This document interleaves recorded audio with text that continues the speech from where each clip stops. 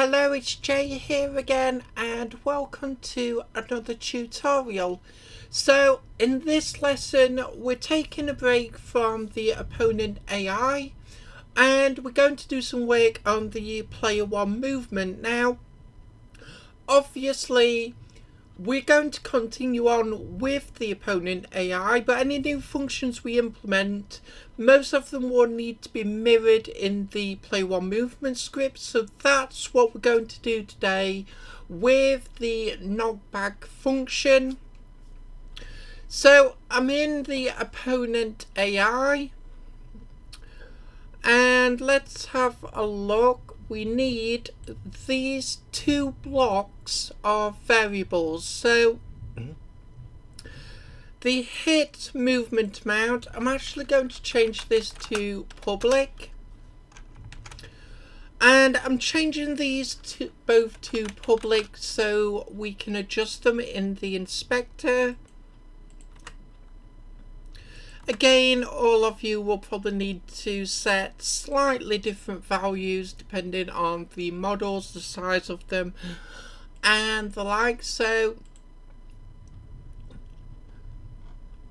it's better that we make them public, and then of course we can actually do that in the inspector. It's going to make life a lot easier. Okay, now we're pasted those into the player script. Let's have a look. Obviously everywhere it says opponent. We're going to change this to player.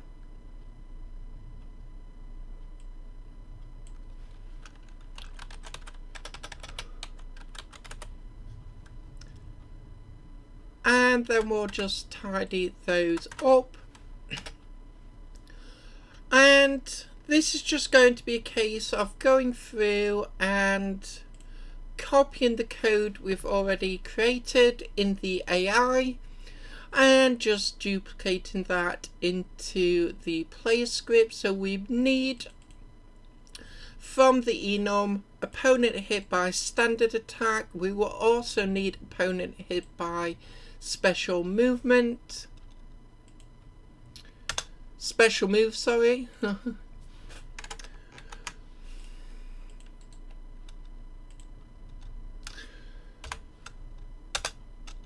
And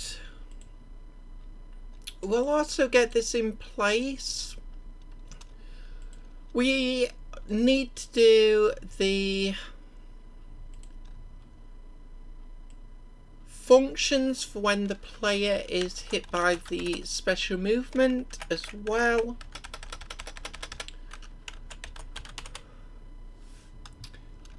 So in fact, let's come and we'll copy all the special movements. So for head and body also, let's paste those in.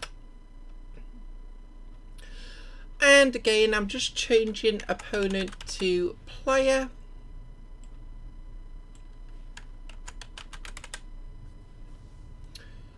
So let's go through. And we're going to come to the switch block.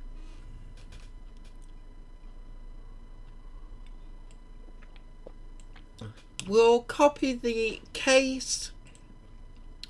Opponent hit by standard attack.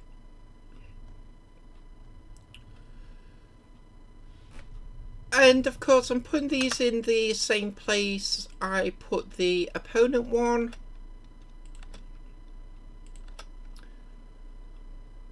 That's just going to make things a little bit easier.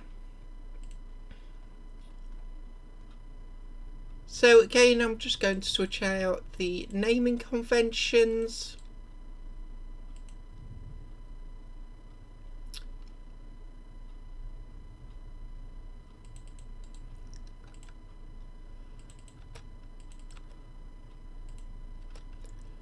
And we need to change this to player one states.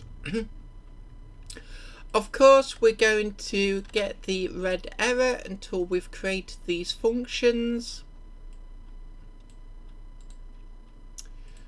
So let's copy all three of these special move ones. We'll paste those in, and again we'll just go through opponent AI state. Obviously can be changed to player one state, so let's go ahead and do that for all three cases.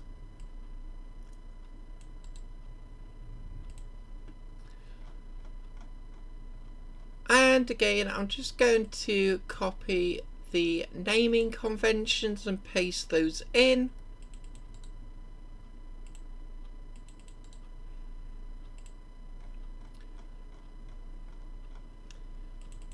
So we've done the head, we'll do the body.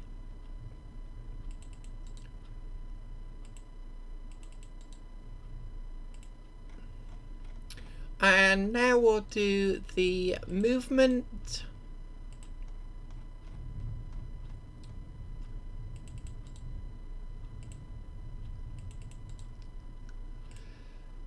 So once we've done that, we'll just go ahead and tidy everything up.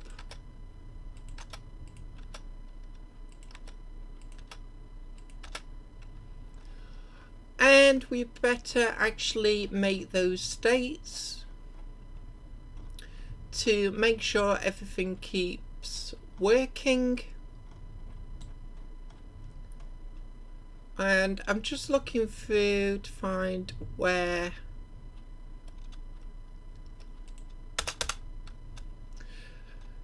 they need to go, so I'm going to put them here under the player hit by high kick.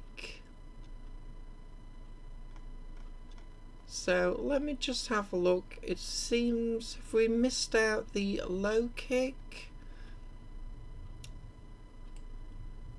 Let's have a look.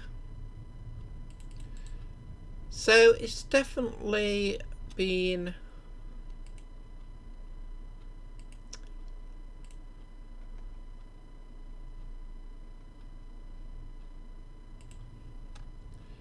so I'm just going to move this and put it with the others. So let's come down.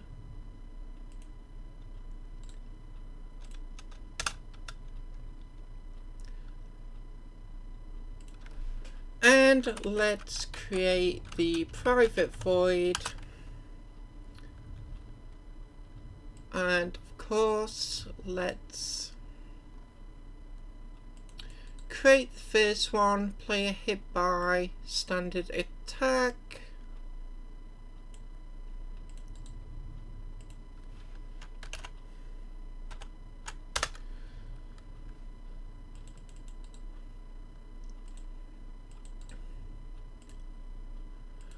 And of course, we'll need to do vice versa in terms of duplicating code between the opponent and the player. We still need to implement special moves for the opponent, so that is something that we'll be doing fairly soon. So this is probably going to be the case for the next few videos, probably, where we are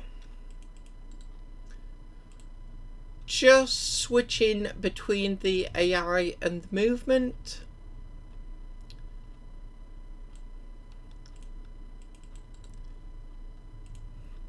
So let's now create all the ones for hit by special move head.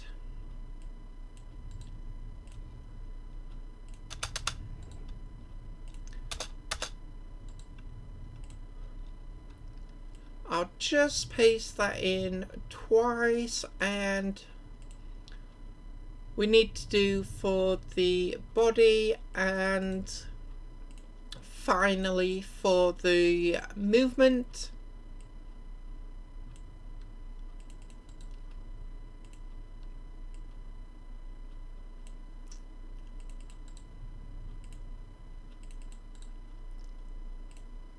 So let's just save that off there a moment and we'll have a look. If we come back up, you can see all the red errors have now gone. So let's have a look at the opponent AI. In fact, I'm just going to save that off because I did make that change.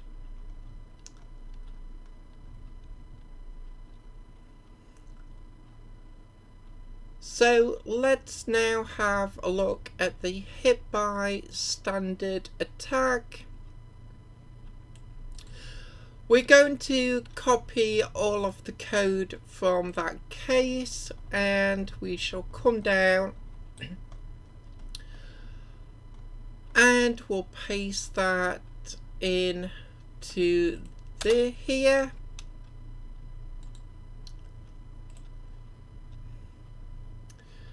So we're going to get a lot of errors.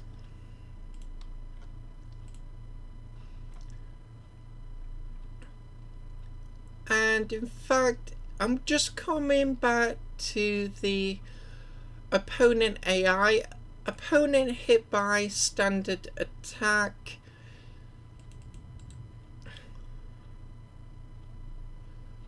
So let's actually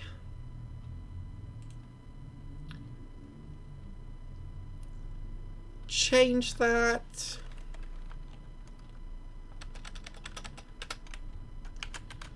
And I'm going to change it to standard attack, standard movement. And that should have gone through now. And changed all the instances in the opponent AI. And I'm actually going to change it in the player as well.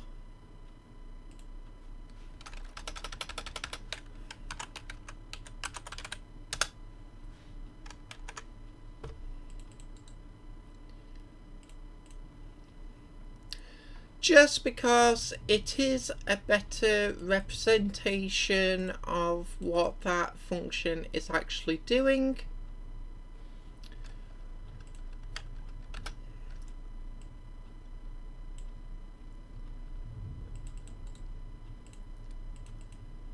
Remembering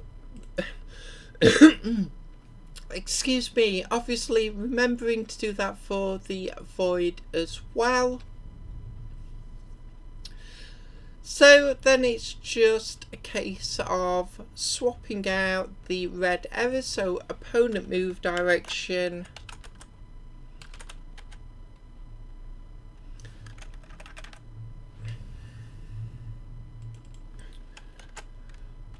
and obviously we need to change this and it's the play one move direction, so let's change that.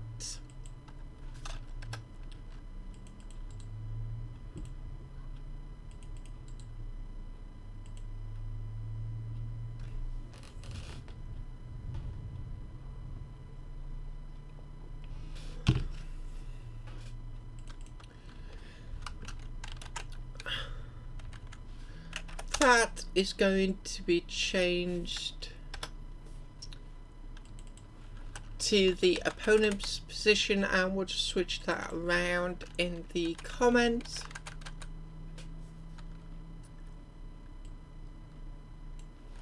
And of course we've kept them all the same, only we're changing opponent to player. So you can just go through and do that for all these variables.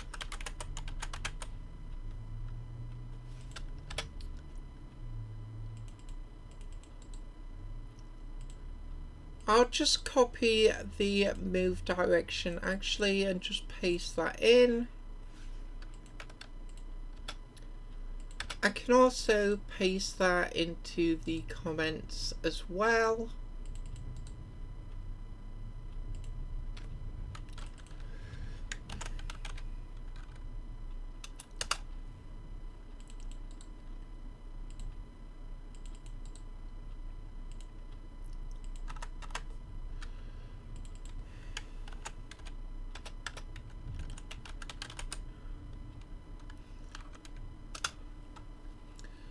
So we'll change that to the player controller. Now obviously we're not going to be able to test some of this code at the moment, but as I say, over the next few videos we'll be swapping and changing between the two scripts, and as we're able to test we will do so. So we won't test once every few videos, but we will test, so please don't worry about that.